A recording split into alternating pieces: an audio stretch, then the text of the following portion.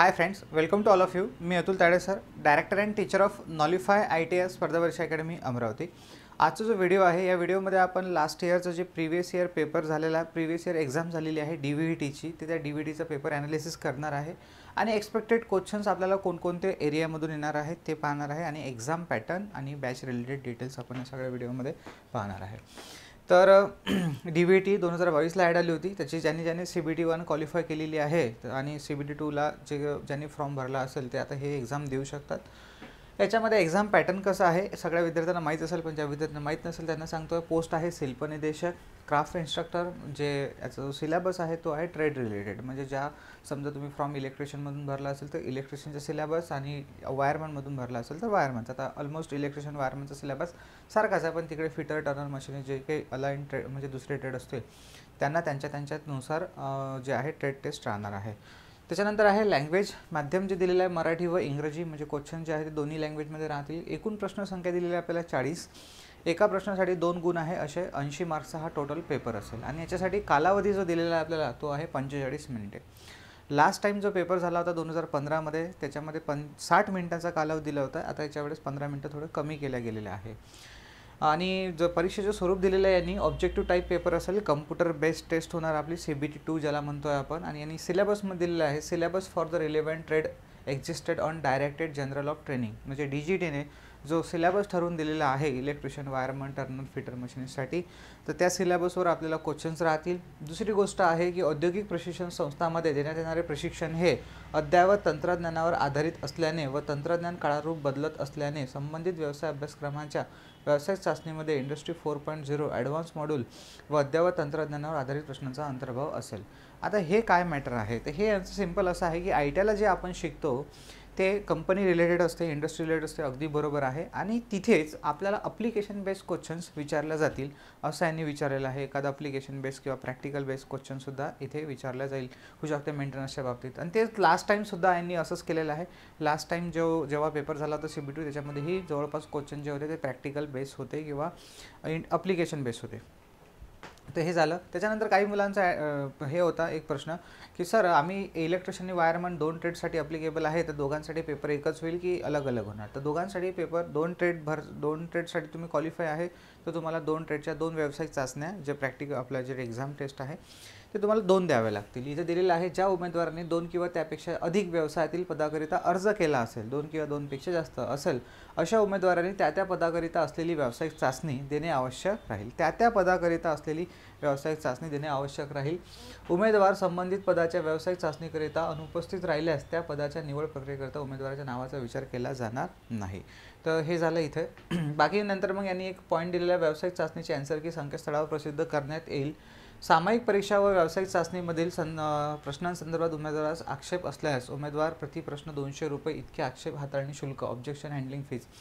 पहा, जर समजा यांनी पेपर घेतला आणि यांच्या पेपरमध्ये जर काही चुका असल्या, समजा काही आता त्यांच्या पेपरमध्ये चुका असेल म्हणूनच आपल्याला ऑब्जेक्शन घ्यायची वेळ येईल.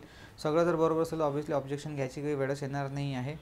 तर अशा वेळेस ऑब्जेक्शन फीज यांनी म्हटलेली आहे की 200 रुपये, म्हणजे एका प्रश्नासाठी 200 रुपये खूप मोठा कॉस्ट आहे हा. 2 प्रश्न जरी तुम्हाला ऑब्जेक्शनमध्ये घ्यायचे असले तरी 400 रुपये आपल्याला भरावे लागेल. आणि असे जर किती सारे हजारो लाखो विद्यार्थ्यांनी जर हजारो विद्यार्थ्यांनी जर ऑब्जेक्शन घेतले तर पैसाच पैसा आहे DVTकडे. असो, ठीक आहे. आणि आता बाकीचे काही पॉईंट्स इम्पॉर्टंट नाही आहे. 200 मार्काचा टोटल पेपर होऊन राहिला हा. 120 मार्काचा आपला नॉन टेक्निकल झाला होता थर्ड पॉईंट आणि 80 मार्क्सचा हा. अशा 120 + 80 200. आणि या 200 मार्क्सपैकी 45% म्हणजे 90 गुण ज्यांना मिळतील त्यांचाच फायनल लिस्टमध्ये विचार केला जाईल. तर ही एक फायनल एक्झाम आहे तुमची. त्याच्यानंतर मग डायरेक्ट सिलेक्शन लिस्ट आणि डॉक्युमेंट व्हेरिफिकेशन. त्याच्यानंतर मग आहे की 2 पॅरलल लिस्ट लावणार आहेत. ते आपण कधी त्या कोर्ट केसेसचं एक हे ऐकलं असेल तर CITS वाल्यांना प्राधान्य देण्यात येणार आहे आणि त्याच्याच पॅरलल एक नॉन CITS वाल्यांची सुद्धा लिस्ट लावणार आहे. पण सध्या त्या लिस्टला आपण एवढं डिस्कस करू नये, ते एक्झॅक्टली शेवटी काय होते ते माहीत नाही. पण मला तरी असं वाटते की CITS असो किंवा नॉन CITS असो दोन्ही विद्यार्थ्यांनी जीव तोडून मेहनत करा, ठीक आहे. तुम्हाला यश भेटू शकते. कारण फायनली काय होणार हे सध्या अजून काही नाही. कारण की काही असं बोललं जातं आहे की जे नॉन CITS विद्यार्थी आहेत ते अजून पुढे जातील आणि मग निर्णय बदलू शकते असंही बोललं जात आहे. तर दोन्ही सध्या चालू ठेवा. तर हा पेपर आहे तो directed of vocational education and training. आणि त्याच्यानंतर इथे दिलेला आहे ड्युरेशन आहे 60 मिनिट्स आणि टोटल क्वेश्चन्स आहे 40. इथे दिलेला आहे क्वेश्चन नंबर फर्स्ट. आपण 40 क्वेश्चन्स आहे, तर 40ही क्वेश्चन डिस्कस करू. क्वेश्चन डिस्कस करण्याचं कारण असं आहे की आपल्याला जे आहे पुढे क्वेश्चन्स कशा टाईपचे येतील ते डिटेलमध्ये समजेल. ज्या विद्यार्थ्यांना बॅच लावायची असेल स्पेशली DVTचे, तर बॅचबद्दल पण इन्फॉर्मेशन आहेच या लेक्चरच्या शेवटी, तर ते पण आपण डिस्कस करूच. आणि ज्यांनी लावली आहे त्यांना तर काही प्रॉब्लेमच नाही आहे. तर question number 1, a fractional horse power single phase motor. Fractional horse power म्हणजे ज्याचं 1 HP पेक्षा आपण रेटिंग कमी आहे, म्हणजे 1 HP पेक्षा कमी मोटर्स, 3/4, 1/5, 1/2 अशा प्रकारे. तर motor is to be carried from its foundation to the work bench for repair.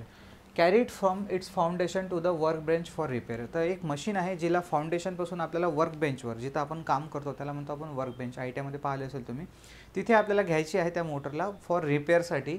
तर first step you will do. तर तुम्ही पहिली स्टेप काय कराल, तुम्ही पहिली एकदम ॲक्शन काय घेणार. तर इथं ऑप्शन दिलेलं आपल्याला रिमूव्ह फाउंडेशन बोल्ट. तुम्ही जाणार आणि धडाधड जे बोल्ट आहे ते खोलायला लागणार, ते तर चुकीचं आहे.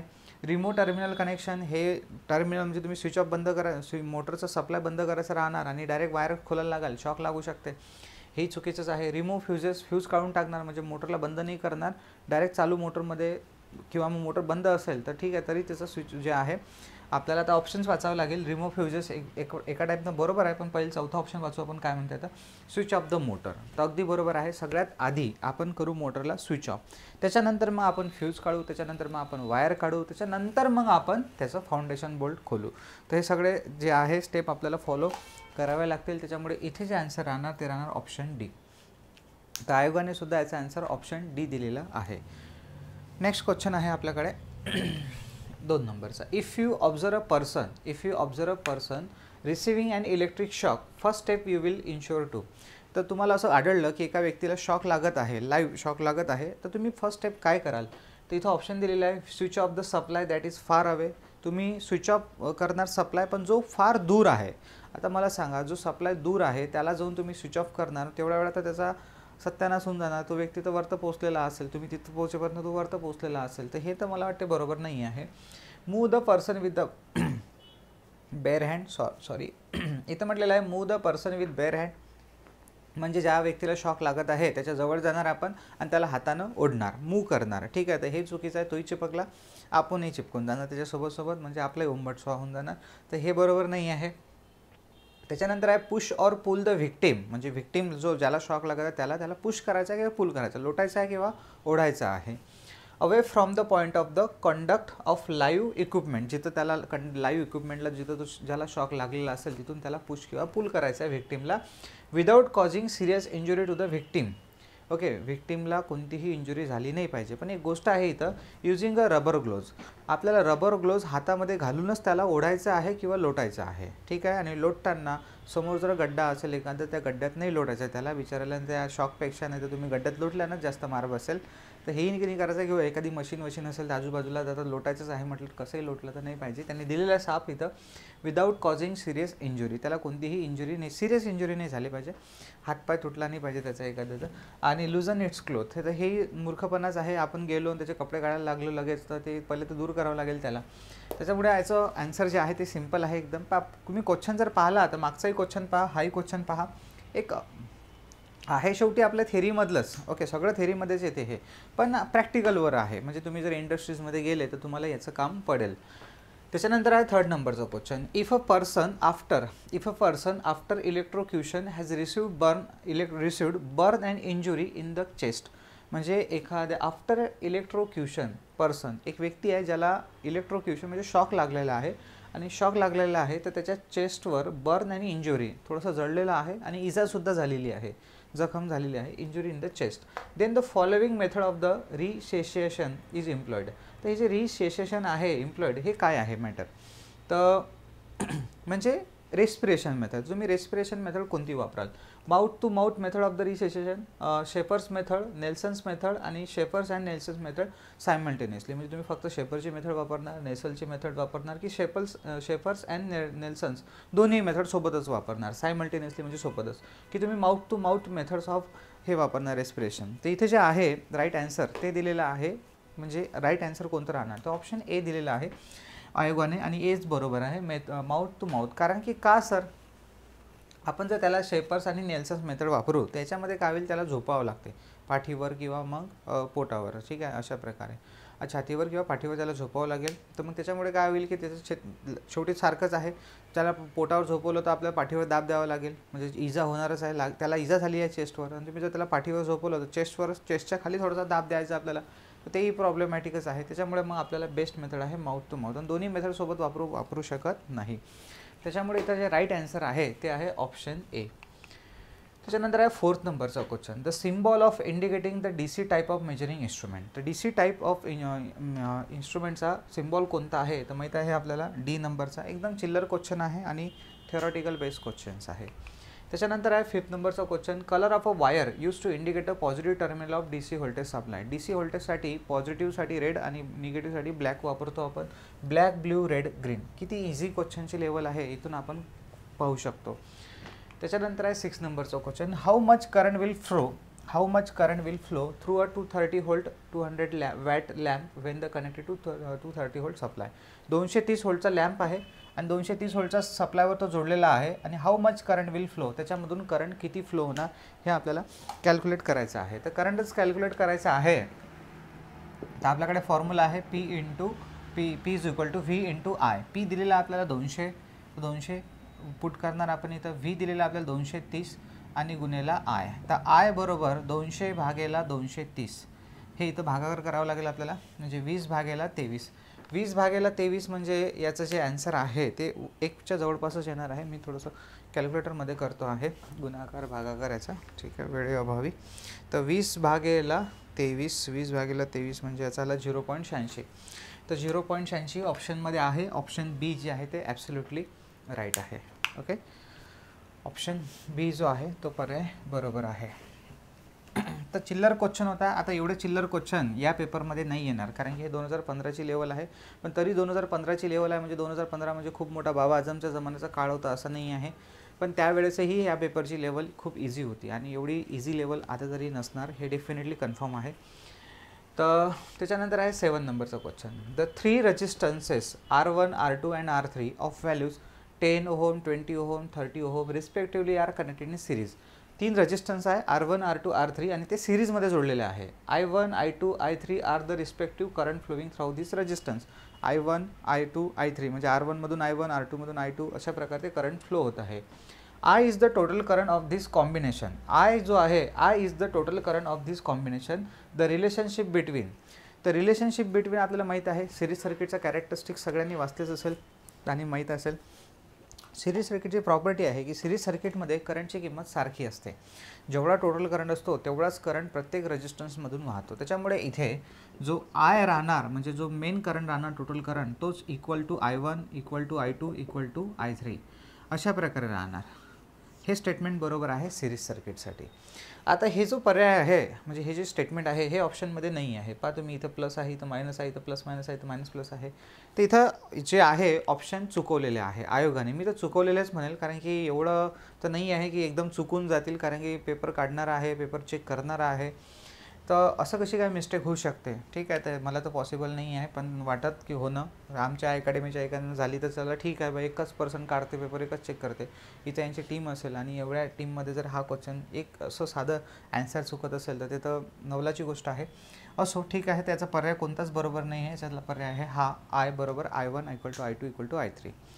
तर आयोगाने मात्र याचं उत्तर काय माहीत काय दिलं आहे, तर पण याचं उत्तर हे बरोबर आहे, चुकीचा पर्याय आहे बाकीचा. ठीक आहे, डन. समोर जाऊ आपण. त्याच्यानंतर आहे इथे आता आपल्याकडे question number 8. 3 resistances of value 50 ohm, 100 ohm, 20 ohm are connected in parallel. The effective values of the resistance of this circuit. तर या सर्किटचा आपल्याला इफेक्टिव्ह रेजिस्टन्स विचारलेला आहे. इफेक्टिव्ह म्हणजे टोटल रेजिस्टन्स, आणि 3 रेजिस्टन्स आहे. 3 resistances of value 50, 100, 2, 20 are connected in parallel. पॅरललमध्ये जोडलेले आहे ते. ठीक आहे, 20 ओहमचे. तर आता असे यांचं सॉल्व करायचं आहे आपल्याला. तर आर इक्विव्हॅलंट काढू आपण इथे. आर इक्विव्हॅलंट काढताना आपण शॉर्टकट जे बॅच लावलेली आहे त्यांना आपण पाहिलं होतं की एक शॉर्टकटवाला फॉर्म्युला पाहिला होता आपण, लसावी भागेला प्रत्येक संख्येच्या भागाकाराची बेरीज. ठीक आहे, या तिघांचा लसावी होणार 100, आणि हे जे आहे 50 दुनी 100 भागाकार करायचा आहे. शॉर्टकट मी आता इथं कसं काढतं ते नाही करत आहे, फक्त आन्सर क्रॉस व्हेरीफाय करत आहे. 50 दुनी 100, 100 एक 100, 20 पंच 100. ठीक आहे. 100 भागेला 8, 6 आणि हे 2 8. 100 भागेला 8 म्हणजे हे होऊन जाणार आपले समथिंग काहीतरी 12.5, कारण की 100 म्हणजे हे होऊन जाणार 50 भागेला 4, 50 भागेला 4 म्हणजे बाजूकडे 4 बरोबर आहे 100 भागेला 8. 100 भागेला 8 म्हणजे 12.5. तर 12.5 जे आहे ते आपलं इथं ॲन्सर राहणार आहे. आर इक्विवलंट म्हणजे रेजिस्टन्स आहे, तर ओहममध्ये येणार 12.5.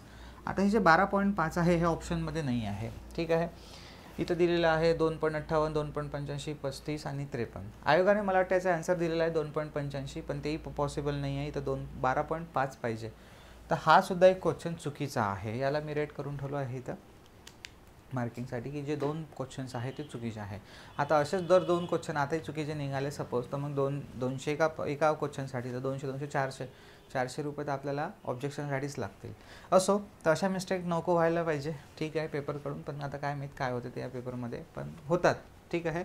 तर त्या आता कधी जाणीवपूर्वक केल्या जातात की कधी होऊन जातात, हे तर आता आपल्याला एवढं नाही करता येईल डिस्कस इथं, पण होतात.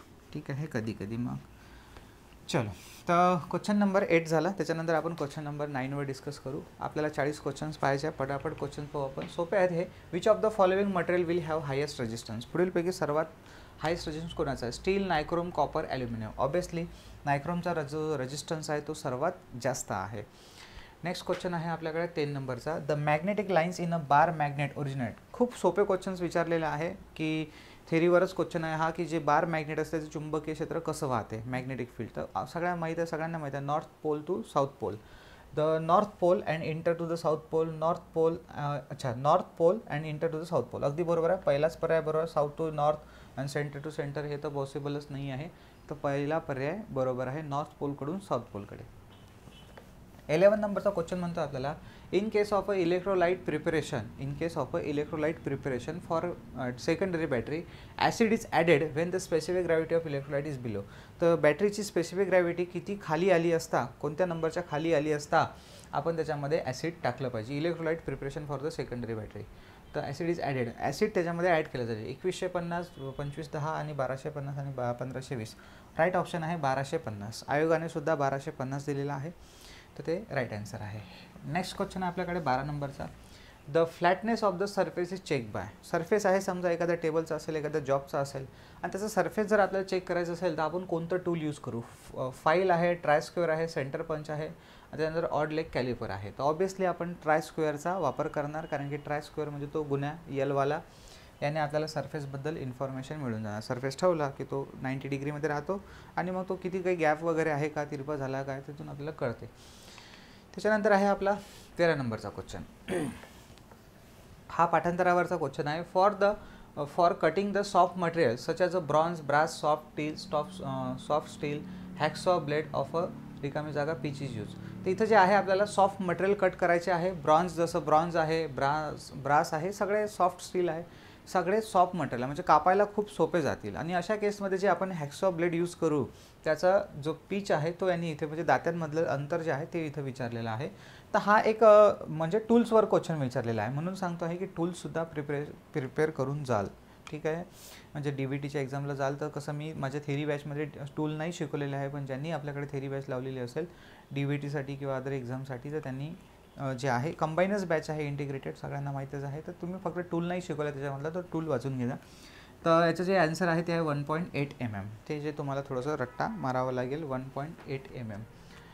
तर नेक्स्ट क्वेश्चनकडे जाऊ आपण 14 नंबरचा.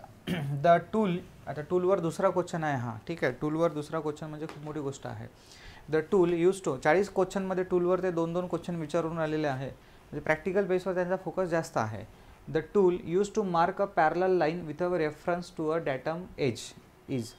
तुम्हाला टूल यूज करायचं आहे. कोणतं टूल तुम्ही यूज करणार? पॅरलल लाईन आखायची आहे तुम्हाला डॅटम एजपासून. म्हणजे एक समजा टेबल आहे, त्या टेबलचा एक कॉर्नर आहे, एखादा जॉब असेल समजा त्याचा एक कॉर्नर आहे आणि त्याच कॉर्नरला धरून आपल्याला एक्झॅक्टली पॅरलल रेषा ओढायची आहे. तर आपण इथं डाय वापरणार, चिझल वापरणार, ऑड लेग कॅलिपर वापरणार की ड्रिल वापरणार? तर माहीत आहे आपल्याला इथं ड्रिल तर ड्रिल करते, चिझल तर त्याला चीज करते आहे, म्हणजे त्याला ते हे काढण्याचं काम करते, जसं चिझल यूज करतो आहे आपण. पटास ज्याला म्हणतो आहे, आणि डाय तर ते खोलण्या फिरण्यासाठी वापरलं जाते, ठीक आहे. तर इथे आहे odd leg calliper. Odd leg calliper पाहिला असेल, त्याला 2 ते तंगडे असतात, 2 लेग असतात, ठीक आहे. त्याचा उपयोग सर्कल, पॅरलल लाईन्स वगैरे काढण्यासाठी केला जातो. त्याच्यानंतर आहे 15 नंबरचा, insulation resistance of the dried winding should be. तर ड्राय वाइंडिंगचा इन्सुलेशन रेजिस्टन्स म्हटलेला आहे, वाइंडिंगचा रेजिस्टन्स नाही. आपण शिकलो आहे की इन्सुलेशन रेजिस्टन्स जो आहे तो 1 मेगा ओमपेक्षा जास्त असावा.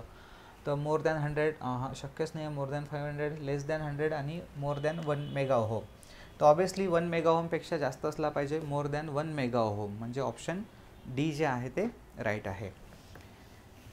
नेक्स्ट क्वेश्चन 16 नंबरचा, while checking the choke using a series 1 ampere method the bulb should be. आपण चोक आहे, ट्यूबलाईटचा चोक, फ्लोरोसेंट ट्यूबलाईटचा चोक, जो आपण सिरीज टेस्ट लॅम्पसोबत चेक करत आहे आणि करंट आहे त्याच्यातून फ्लो होणारा 1 एम्पियर.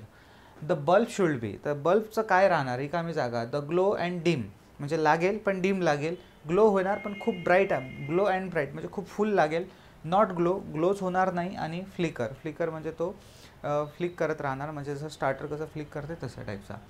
तर इथं जे आन्सर आहे ते राहणार option A, glow and dim. Obviously lamp choke चालू असेल तर तो लागणार, ठीक आहे, पण लागताना डिम लागेल, कारण की कॉईलला आहे रेजिस्टन्स. त्याच्यामुळे आन्सर आहे इथं ऑप्शन ए बरोबर. नेक्स्ट आहे आपल्याकडे 17 नंबरचा क्वेश्चन.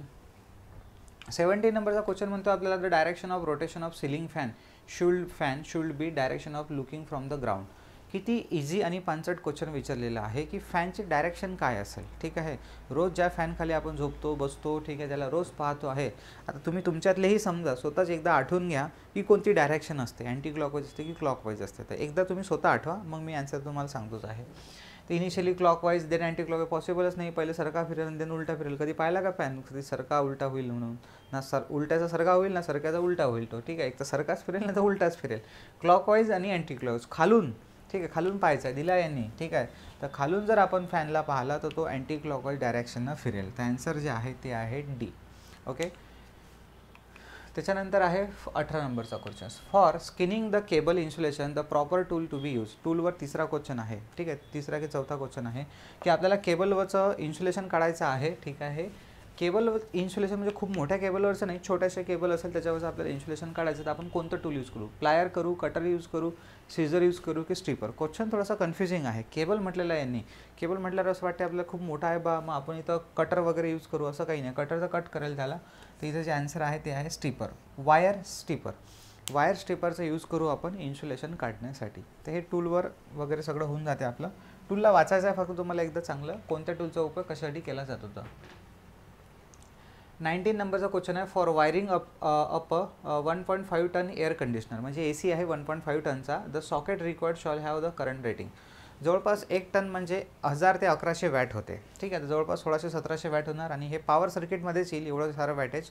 त्याच्यामुळे 1 एम्पियर, 2 एम्पियर, 16 एम्पियर आणि 5 एम्पियर. तर 1, 2 आणि 5 एवढ्या कमी रेटिंगचे तर त्याला चालणार नाही सॉकेट. आपल्याला तिथं जे सॉकेट लावावं लागेल, ठीक आहे, तर द सॉकेट रिक्वायर्ड, तर त्याची कॅपॅसिटी असली पाहिजे 16 एम्पियर, म्हणजे त्याला पॉवर सर्किटमध्येच आपल्याला लावावं लागेल ACला. त्याच्यानंतर आहे 20 नंबरचा question, the equipment use to measure insulation resistance of the motor. मोटरचा इन्सुलेशन रेजिस्टन्स मोजायचं तर मगरच लागेल आपल्याला, तेच ते मेगर, ठीक आहे. तर megger, voltmeter, ammeter, wattmeter. Obviously option A megger. खूप सोपे क्वेश्चन्स आहे, पण हा क्वेश्चन पहा थेरीमध्ये येते, प्रॅक्टिकलमध्ये येते. 50% याच्यामध्ये प्रॅक्टिकल बेस क्वेश्चन आहे आणि 50% जे आहे ते थेरॉटिकल आहे. इन्स्ट्रुमेंटवरचा क्वेश्चन आहे हा. अच्छा, नेक्स्ट इन्स्ट्रुमेंटवरचाच क्वेश्चन आहे 21 नंबरचा, the meter use to measure the speed of the motor is called. मीटरची स्पीड मोजण्यासाठी आपण टेकोमीटर यूज करतो आहे, माहीत आहे आपल्याला. ऑप्शनमध्ये शोधा टेकोमीटर कुठं आहे, तर ऑप्शन बी, टेकोमीटरचा यूज जो आहे तो आपण स्पीड मोजण्यासाठी करतो. अच्छा, 22 नंबरचा question, how we can change the direction of rotation of DC motor. DC मोटरची डायरेक्शन आपण कशी चेंज करू असं विचारलेलं आहे. आणि आता माहीत आहे आपल्याला की DC मोटरची जर डायरेक्शन चेंज करायची असेल तर एकतर आर्मेचरचे किंवा फील्ड वाइंडिंगचे वायर जे आहे ते आपल्याला उलट लावावे लागतात, म्हणजे चेंज करावे लागतात. तर मग इथं पहा दोघांचेही चेंज करायचे नाही आहे ना. सप्लायचे वायर जर तुम्ही चेंज केले तरीसुद्धा डायरेक्शन बदलत नाही. एक्सपेक्ट छोटीशी मोटर, जी गाडीमध्ये मोटर असते ती सोडून, कारण त्या गाडीमधल्या मोटरची डायरेक्शन बदलते सप्लायची डायरेक्शन बदलल्यानं, कारण त्याच्यामध्ये परमनंट मॅग्नेट असतात. जे 2 वायर असतात ते आर्मेचर असतात, म्हणून तिचं डायरेक्शन बदलून जाते. पण ज्या मोठ्या मोटर्स असतात त्याच्यामध्ये सप्लायचे वायर बदलवल्यानं डायरेक्शन बदलत नाही. याच्यावर सुद्धा एक क्वेश्चन आलेला आहे बाकी एक्झाममध्ये. तिथं आहे पहिला option by changing the either armature or field terminal. इथं यांनी ऑफ म्हटलेलं आहे एक्झाममध्ये, तर ही एक टायपिंग मिस्टेक आहे, पण ती जाणून बुजूनच केली असेल की तुम्ही कन्फ्यूज झाले पाहिजे म्हणून. इथं या ऑफच्या जागेवर ऑर पाहिजे आहे. ठीक आहे, either armature or field terminal. By changing the both armature and field terminal, both नाही, दोघांपैकी एकच. बाय शॉर्टिंग, ओपनिंग, हे तर पॉसिबलच नाही आहे. तर ऑप्शन ए जे आहे ते इथे बरोबर आहे. नेक्स्ट क्वेश्चन आहे 23 नंबरचा. The purpose of no hold coil in a 4 point starter is to. 4 point स्टार्टरमध्ये नो होल्ड कॉईलचं काय काम आहे? Release handle of a starter when there is a no supply. अगदी बरोबर आहे. सप्लाय जर नसला तर हँडलला सोडून देणे, कारण हँडलला धरून ठेवणे हेच तर काम आहे NVCचं, चुंबकीय क्षेत्र तयार करून. पण सप्लाय नसेल तर चुंबकीय क्षेत्र नसेल, हँडल स्प्रिंग मार्फत मागे चालला जाणार. स्पीड अप द मोटर, हेही नाही बरोबर आहे. स्टॉप द मोटर बरोबर नाही आहे. प्लग द मोटर, हेही चुकीचंच आहे. ऑप्शन ए जे आहे ते बरोबर आहे. Release the handle of a starter when there is no supply. Next question आहे 24 नंबरचा. The material of a brushes use in a DC generator. सगळ्या दुनियाला माहीत आहे की कार्बनचे ब्रशेस यूज केल्या जातात म्हणून DC दुसरं कोणतंच ऑप्शन बरोबर नाही आहे त्याच्यामध्ये. नेक्स्ट क्वेश्चन आहे 25 नंबरचा. The series motor is always started on. Series motor जी आहे ते लोडवर, नो लोडवर, लेस लोडवर, व्हेरी लेस लोडवर. अगदी बरोबर आहे, लोडवर. ऑप्शन ए बरोबर आहे, लोडवर. पहिलाच पर्याय बरोबर आहे. सिरीज मोटरची कॅरेक्टरिस्टिक्स माहीत आहे की सिरीज मोटरला जर आपण नो लोडवर फिरवलं तर ती धोकादायक वेगाने फिरते. ठीक आहे, धोकादायक वेगाने फिरते म्हणजे थिअरीवर क्वेश्चन आहे, प्रॅक्टिकलमध्येही अप्लिकेबल आहेच. ठीक आहे, जेवढेही आपण शिकतो ते शेवटी प्रॅक्टिकल बेस आहेच म्हणा, पण छान सगळेच क्वेश्चन नाही विचारू शकत आहे, त्याच्यामुळे असं काही थिअरी काही प्रॅक्टिकल बेस क्वेश्चन विचारतात. 26 नंबरचा क्वेश्चन म्हणतो आपल्याला which of the following is not required to overhauling of the motor. DC मोटरची आपल्याला ओव्हरऑलिंग करायची आहे, म्हणजे खोलून डबल फिट करायची आहे, डिसेंबल आणि असेंबल करायची आहे. तर कोणत्या टूलची आवश्यकता नाही आहे. अच्छा, टूल नाही म्हटल्याने काय रिक्वायर्ड नाही आहे. Pulley puller, bearing puller, centre punch, frequency meter. Obviously frequency meter. Frequency मीटरची काहीच गरज नाही आपल्याला मोटरची ओव्हरऑलिंग करताना. आपल्याला पुली लागेल, पुली पुलर लागेल पुली काढायला, बेरिंग पुलर लागेल बेरिंग काढायला, सेंटर पंच लागेल होऊ शकते एखादा त्याच्यातली क्वार्टर पिन वगैरे काढायला. त्याच्यामुळे याचं आन्सर जे आहे ते आहे डी, ऑप्शन डी. फ्रिक्वेन्सी मीटरची काही गरज नाही आपल्याला ओव्हरऑलिंग करताना.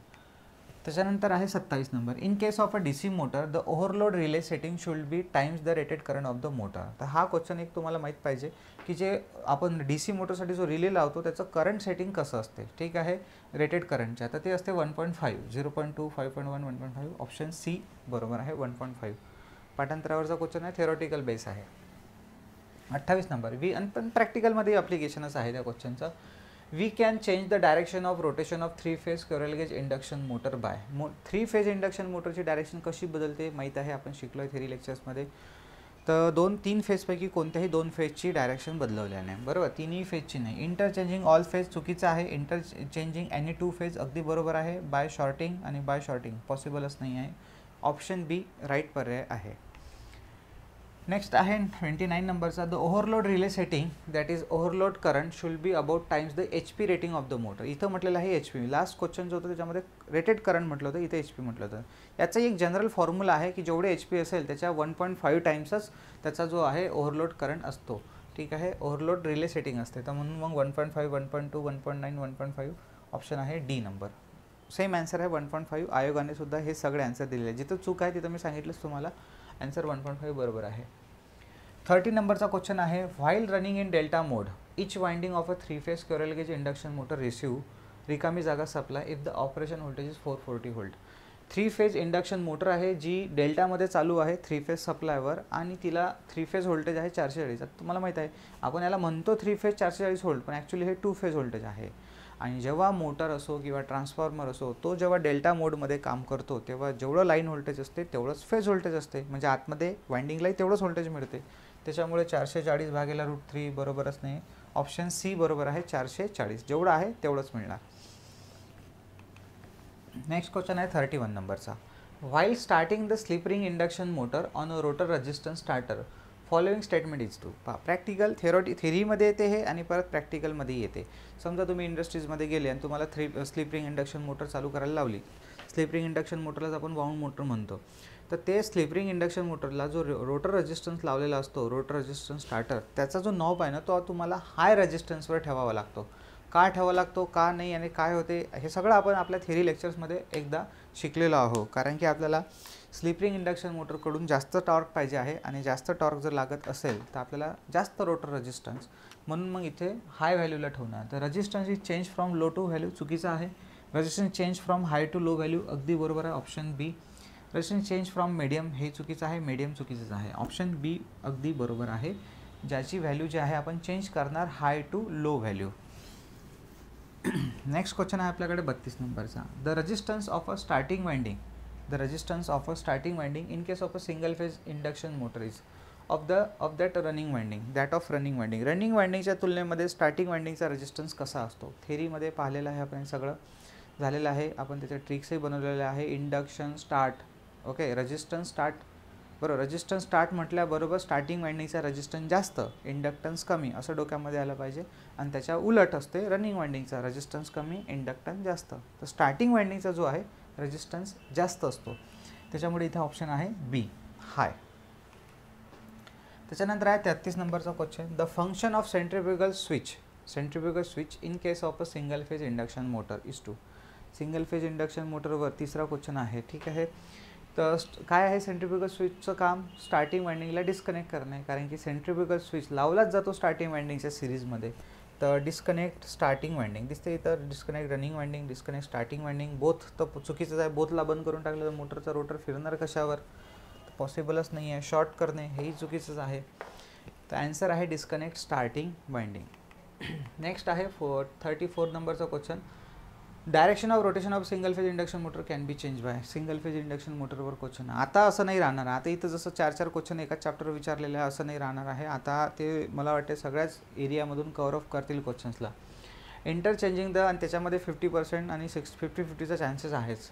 तर म्हणून सांगतो आहे तुम्हाला. आता मी म्हटलंच तुम्हाला की या व्हिडिओमध्ये आपण डिस्कस करू की एक्सपेक्टेड क्वेश्चन्स काय राहतील. तुम्ही एक्सपेक्टेड क्वेश्चन जॉईंट्स असेल, सॉल्टिंगच्या मेथड्स असतील, त्याच्यानंतर मग टूल्स आहे, मटेरियल्स आहे, हे सगळे वायरिंग आहे, हे लॉज असतील, आणि बाकी तर थेरी आहेच. मग हे करून जा, याच्यावर जास्तीत जास्त प्रश्न पेपरमध्ये येतील. Interchanging the starting and running winding terminals, ठीक आहे. इंटरचेंजिंग स्टार्टिंग / रनिंग म्हणजे स्टार्टिंग किंवा रनिंग वाइंडिंगचे वायर चेंज करणे, तर अगदी बरोबर आहे इंटरचेंजिंग. ओपनिंग स्टार्टिंग वाइंडिंग चुकीचं आहे. Interchanging the brush both winding simultaneously, both वाइंडिंगला चेंज केल्यानं नाही होत. आणि चौथा आहे इंटरचेंजिंग द सप्लाय कनेक्शन, हे चुकीचंच आहे. ऑप्शन ए बरोबर आहे. Interchanging the starting and running winding terminals, ठीक आहे. स्टार्टिंग किंवा रनिंग वाइंडिंगचे जे टर्मिनल्स आहेत ते आपल्याला चेंज करावे लागतील.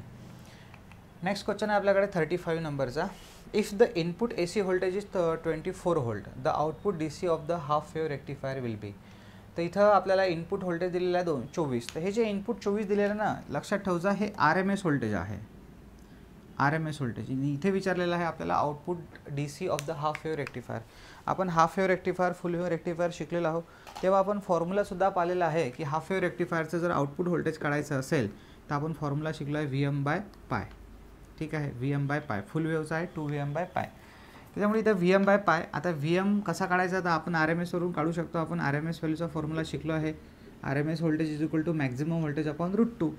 आता RMS व्होल्टेज आपल्याकडे ऑलरेडी आहे, त्याच्यामुळे हा 24, हा √2 इथे येणार आणि इथं होणार VM, बरोबर. हा √2 इथं आला, त्याच्यामुळे इथं 24 गुणिले √2 हे झाली VMची व्हॅल्यू. तर ती व्हॅल्यू आपल्याला इथं पुट करावं लागेल. 24 गुणिले वर्गमुळात 2/π. लक्षात ठेवा वर्गमुळात 3, वर्गमुळात 2 अशा व्हॅल्यूज तुम्हाला अजूनही आहेत खूप साऱ्या. ह्या व्हॅल्यू तुम्हाला पेपरमध्ये जाऊन काढायच्या नाही आहे. तुम्हाला ऑलरेडी पाठ पाहिजे की वर्गमुळात 2ची किंमत 1.41 होते म्हणून आणि मग त्याचा गुणाकार भागाकार तेवढा तर करावंच लागेल. पण तुम्ही म्हणसाल मी वर्गमुळात 2चं वर्गमूळ काढतो होतं, ते आपल्याला ऑलरेडी पाठ पाहिजे. नॉर्मल मेथडनं काढतो आपण, पण स्पर्धा परीक्षेमध्ये कधीच काढायला येत नसते अशाचे वर्गमूळ. त्याचा आन्सर आला 10.80. V0 जो आलेला आहे आपल्याकडे तो आहे 10.80. पहा ऑप्शनमध्ये आहे काय तर 10.80. 10.80 तर नाही आहे, 10.8, 10.80 आणि 10.8 सारखंच आहे. त्याच्यामुळे एक्झॅक्टली आन्सर मॅच झालेलं आहे आपलं ऑप्शन ए, आणि आयोगाने सुद्धा ऑप्शन एच बरोबर दिलेलं आहे. 36 नंबरचा क्वेश्चन. रिकामी जागा दिलेला आहे. Diode is use as a voltage regulator. कोणता डायोड जो आहे तो व्होल्टेज रेग्युलेटर म्हणून यूज केला जातो? माहीत आहे आपल्या सगळ्यांना, झिंगूर डायोड, तोच तो झिनर डायोड. जो झिनर डायोड आहे तो ॲज अ व्होल्टेज रेग्युलेटर आपण वापरतो. का वापरतो काय नाही सगळं पाहिलेलं आपण थेरीमध्ये. फोटो, झिनर, लाईट इमिटिंग, पॉवर चुकीचं आहे. इलेक्ट्रॉनिक्सवर क्वेश्चन विचारलेला आहे. Following device can be use as a series voltage. आता डिजिटल इलेक्ट्रॉनिक्सवर सुद्धा क्वेश्चन विचारू शकतील ते या पेपरमध्ये. Following device can be use as a series voltage regulator. Series voltage regulator म्हणून आपण ट्रान्झिस्टरचा यूज करतो आहे. डायोड, ट्रान्झिस्टर, ट्रायक आहे तो, ॲक्च्युली ट्रायल नसते आणि डायक असते. डायल केलं यांनी, ठीक आहे, ओके. तर इथे आन्सर आहे बी, ट्रान्झिस्टर. आता होऊ शकते एक तर आमच्यानं मिस्टेक झाली असेल, ट्रायक असेल किंवा डायक असेल, तर मग पेपरमध्येच असेल. 38 नंबरचा question. The function of a heat sink in a power supplies. Heat sink, तुम्ही ट्रान्झिस्टरच्या वरती एक ॲल्युमिनियमची स्ट्रीप पाहिली असेल मेटलची, ती याला म्हणतो आपण हीट सिंक. ती आतमधली उष्णता हवेमध्ये डिसिपेट करण्याचं काम करते. डिसिपेटेड हीट अगदी बरोबर आहे. रेग्युलेटेड पॉवर चुकीचं आहे. Regulated harmonics in the supply. Harmonics काय आहे काय नाही माहीत आहे आपल्याला. आणि त्याच्यानंतर improve the power factor. Answer आहे option A, dissipated heat. Right पर्याय आहे ऑप्शन ए. त्यानंतर 39 नंबरचा question. The efficiency of full wave rectifier is. Full wave रेक्टिफायरची efficiency that of the half wave rectifier. Obviously half wave रेक्टिफायरच्या तुलनेमध्ये full wave रेक्टिफायरची efficiency जी आहे जास्त राहणार. याची 40.6 आहे हाफ वेव्हची, त्याची 81.2 येणार, तर डबलच आहे, तर मोर आहे, ओके. नेक्स्ट क्वेश्चन 40 नंबरचा last. The filters are use in a conjunction with a rectifier circuit because. Rectifier सर्किटच्या सोबत आपण फिल्टर का यूज करतो? ऑब्वियसली, ओके, रिपल कमी करण्यासाठी. Reduce voltage, reduce current, increase voltage, remove the ripple from the voltage. तर obviously जे व्होल्टेजमधले जे रिपल आहे, म्हणजे रिपल म्हणजे काय आहे, एसीचे जे गुणधर्म आहे आपल्या आउटपुट सप्लायमध्ये त्याला कमी करणे, ओके, हे काम आहे आपल्या फिल्टरचं. ओके, एक सेकंड.